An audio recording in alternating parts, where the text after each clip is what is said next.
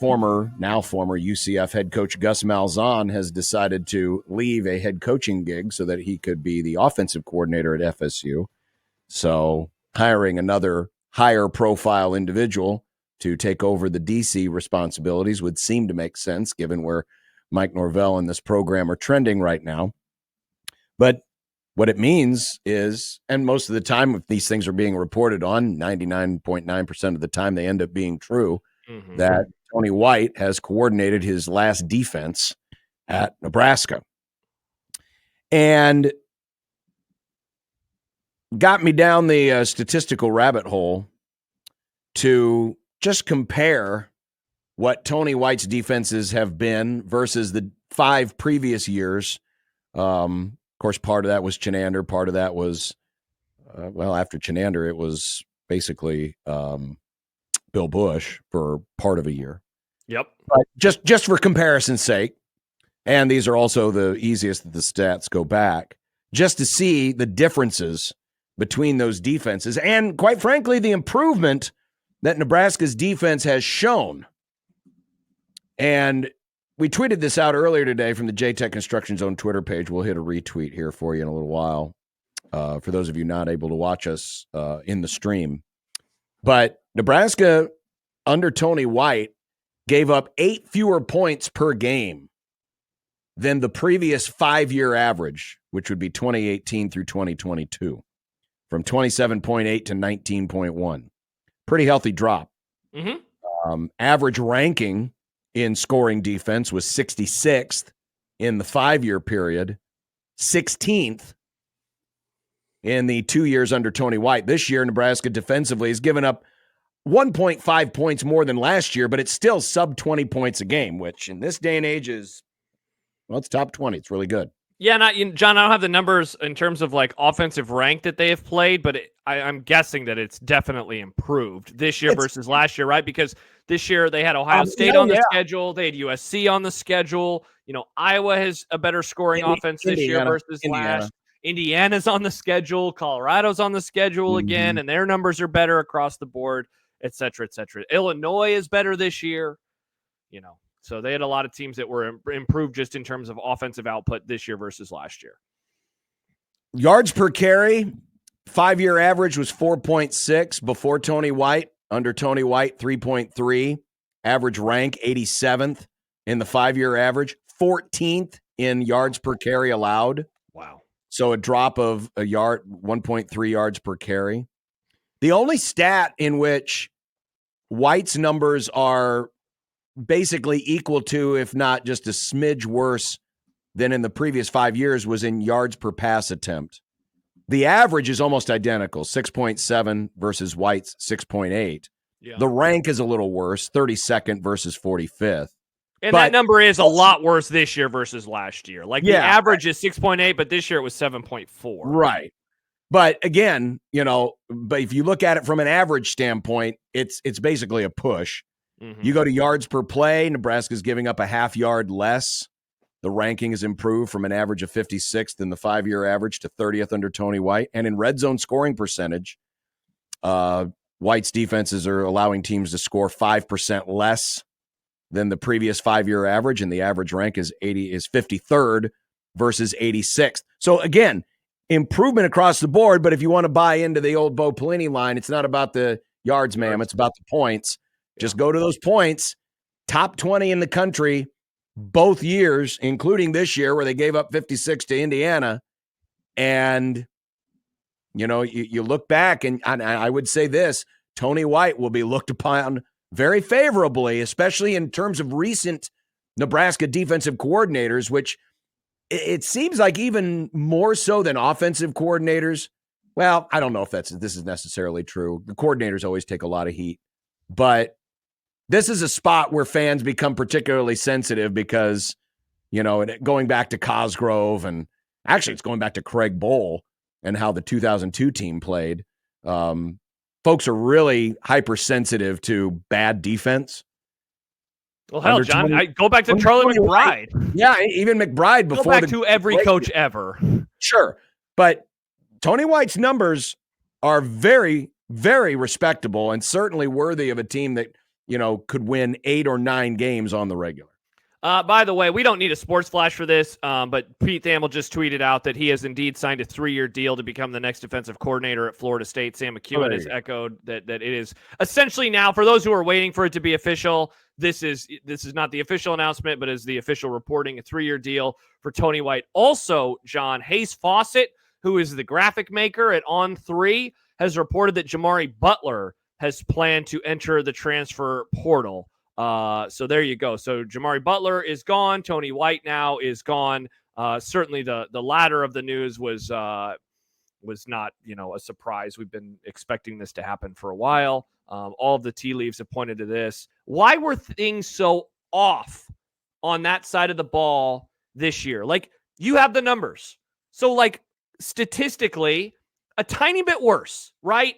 In most of the stats, a little bit worse or a lot worse, I guess, in a couple. They went from 9th to 80th in terms of yards per attempt allowed through the year. Yards per play was top 10 to 54. So they went from elite to, slightly above average.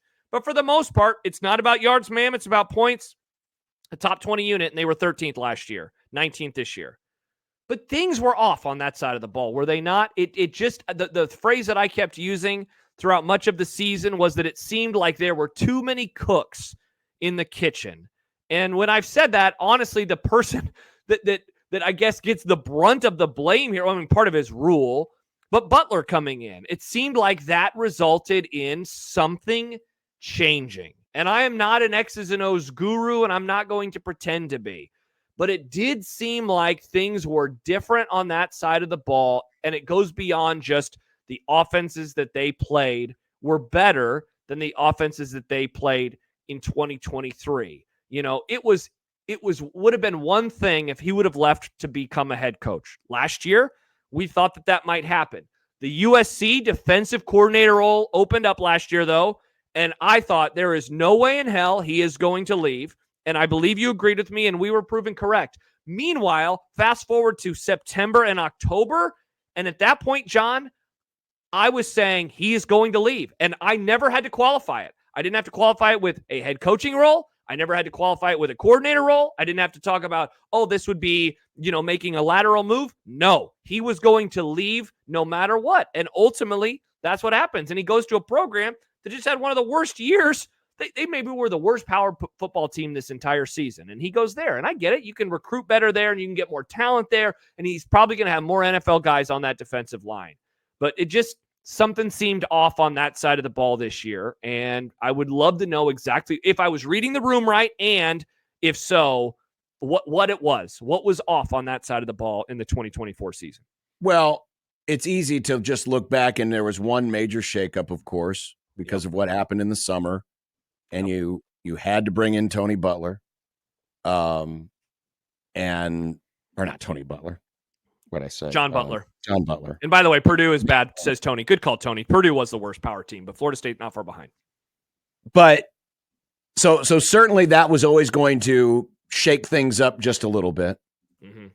But if there was something else just beyond that, my question would be, why would you want to screw with something that was working? I mean, last year, you did not have issues with the defense at all. And you returned a lot of the same guys this year. Yeah. And at least at the beginning of the season, you may have looked better. You certainly shut down Colorado. The first time the defense there was any real kinks was Illinois.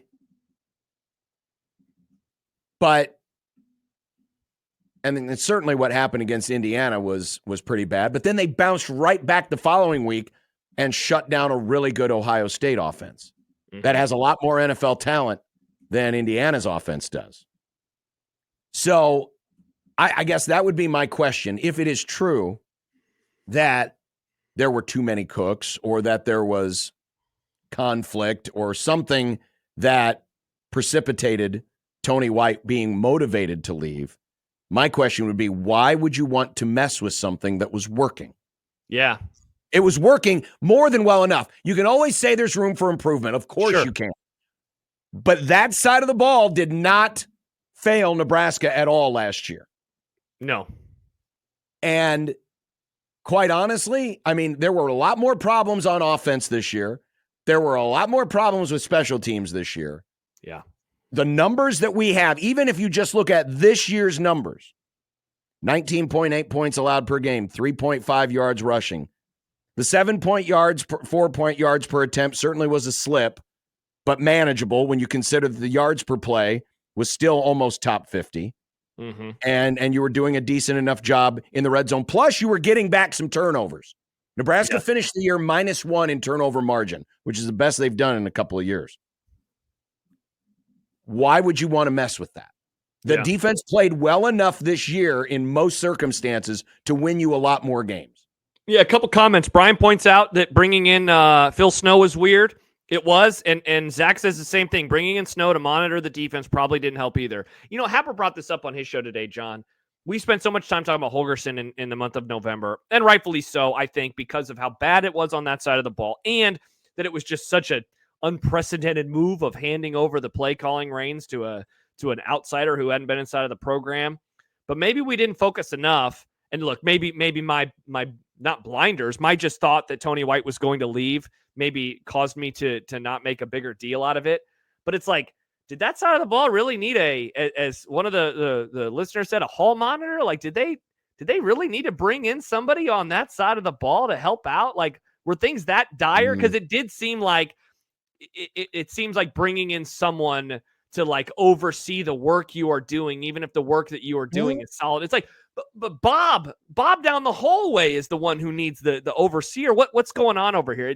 You know, little handholdy, I guess. If you that's why I have described what happened a couple weeks ago as feeling a little desperate, feeling like a little bit of a panic move.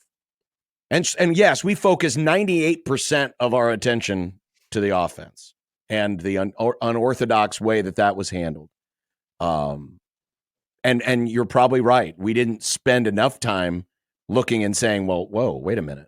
Yeah, I know the defense had a couple of rough outings, but not so rough, especially given the consistency and the level of players that you have on that side of the ball, to wonder why you needed someone else to come in, especially someone who's got previous ties with Matt Rule. It all feels just a little odd, and who knows, maybe Matt Rule was already kind of thinking in his head that I need to prepare for life without Tony White anyway, so why not bring in somebody else? Who knows? Mm-hmm. Who knows? We may never find out the real reason why. But and for the record, I was hoping they could hold on to him for as long as possible. I wasn't necessarily thinking he was going to be around after this year. Even at the start of the year, it kind of felt like we were living a little bit on borrowed time. And then certainly when Butler came in, you could kind of read the tea leaves and say, well, you might have your next guy already waiting in house for when we presume Tony White leaves to greener pastures. And one can argue whether or not Florida State represents a greener pasture at this point or not. But so from that standpoint, I'm not surprised. But I guess maybe the way that it all kind of ended up in the wash, it is a little bit of a surprise. Now what it does is it leaves open an opportunity. It leaves open an opportunity to remake this thing in whatever image you want. But just keep in mind that, whatever you have accomplished to this point and whatever you want to couch this season as, either as a success or a disappointment, however it is you want to couch it, that it's going to be a little more challenging now to build off of whatever success or whatever gains you made this year, because now next year you're looking at the possibility of having 3 completely new philosophies. Yep. Offense, defense, special teams. Yes. Not to mention now, some of the players on the roster. It doesn't have to be a bad thing. A lot of turnover. But it is going to be a lot of turnover, and not a hard reset, but a reset. It's going to be quite the change. It's going to be quite the change, because I think that I think that Dana Holgorsen, I think that that's going to get official sometime this week. And I think that they will have a new coordinator at special teams. I think Foley will be out after the bowl game. And obviously now they'll have a new defensive coordinator as well. They're going to have 3 new coordinators next year, in my opinion.